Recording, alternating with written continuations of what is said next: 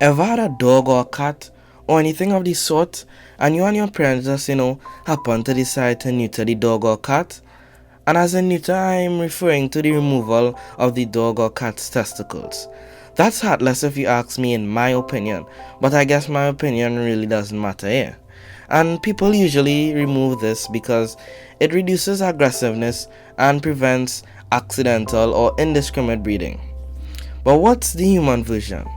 Well, it's called castration, and it's also the removal of human testicles. It was practiced as far back as 4000 BC, based on the description in the cult of Ishtar and Iraq. But why would someone want to do that for humans, you may ask? Well, they did it for religious or social reasons in certain cultures. Okay, what if you were to fight, right?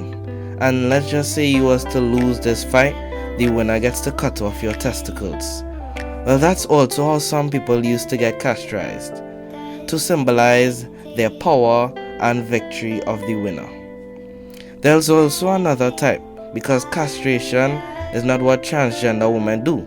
They do a thing called orchiometry, and this is usually performed as a treatment for testicular cancer or prostate cancer. You see that ooh with what I just said? I'm going to call it the big ooh. So from now on, remember it as the big ooh. There are 3 types of the big ooh procedures. There are the simple, the subcapsular, and the ingenual. The first 2 types can be done under general, local, or epidural anesthesia, and they take about 30 minutes to perform. But an ingenual big ooh is sometimes done under general anesthesia, and this takes about 30 minutes to an hour to complete.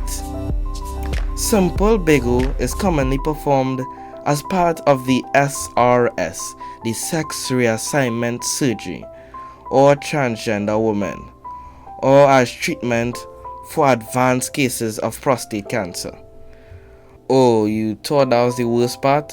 Well, actually there's a process called emasculation, which removes both the penis and testicles. So you can kind of say that the person is genderless.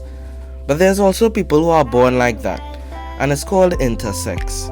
And according to the UN Office in High Commissioner for Human Rights, they do not fit into the typical definitions for male or female because they don't have chromosomes, sex hormones, or genitals. I'm sure now you're asking, can a person who just removed every sex organ in his body, can he now have female sex organs to become a female?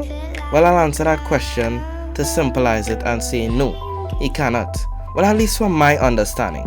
Because if you wanted to turn into a female, you'd still need to have your penis so they can turn it back into a vagina. But fun fact, both sexual organs both develop from the same embryonic cells. Okay, well, this was a tricky video and I really hope you enjoyed this one. I know you're quarantined now, you're just sitting back and you're kind of bored just waiting for Realizing Reality video to pop up in your notifications.